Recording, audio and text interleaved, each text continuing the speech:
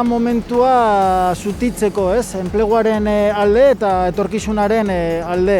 Hortaz, mobilizazio soziala, borroka eta greba bateratuen beharra dago eta hor jarri behar dugu gure indarra, ez? Ezinbestekoa da kalera ateratzea, nahi dugun eredu ekonomiko eta sozialaren alde. Ezinbestekoa da 1.200 euroko gutxieneko soldata ezartzea Nafarroan eta enplegua bermatzea.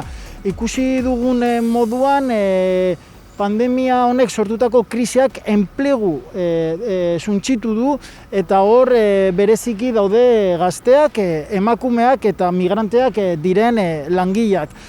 Beraz, izan behar dute gobernu bat beraien aldarrikapenak, beraien eskubideak babestuko dituena eta ez alderantziz. Eta aurrekontu hauetan ikusi duguna da patronalak eskatzen duena badagoela, ez? Diru publikoa enpresak salbatzeko, baina inolako neurririk langileak babesteko eta beraien enpleguak bermatzeko. Beraz, hori da gaur ere mobilizazio honekin salatu nahi duguna. Indar korrelazioak beharrezkoak direla egungo egoera aldatzeko eta egoera honetara eraman gaituen eredua eta egoera gainditzeko.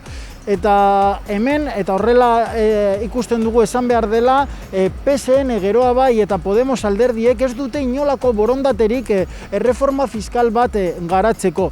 Ixten diote atea eztabaida horri, eta hori da, hain zuzen ere, momentu honetan lana eta ondasuna banatzeko behar dugun lehenengo neurria. Hor gure aldarrikapen garrantzitsuenak dira, erreforma fiskala beharrezkoa da, renta garantizan egindako murrizketak lehenetsi behar direla, eta baita zaintza erdigunan jarri behar direla. Eta zorritzarrez, Nafarroako parlamentuak onartu nahi dituen aurrekontu horiek ez dituzte gure aldarrikapenak jasotzen.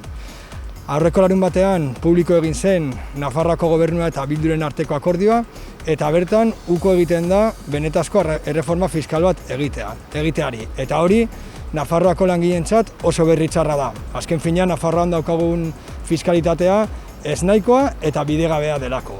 6 urte igaro dira UPN Nafarroako gobernutik bota genuenetik, eta zoritzarrez gaur daguna fiskalitatea oso antzeka da dena, eta beharrezkoa baldin bazen reforma fiskal bat aurrera eramatea, are gehiago pandemia honek biderkatuko dituen behar sozialei aurre egiteko. Honen aurrean guk uste dugu karta soziala ezinbestekoa dela eta balorea ematen diogu egiten ditugun mobilizazioei. Lortzen dugulako ezberdina garen sindikatu eta eragile sozialak elkarlana sustatzeko eta elkartasuna zabaltzeko. Eta hori jarraituko dugu egiten hurrengo hilabeteetan eta hurrengo egunetan mobilizatzen.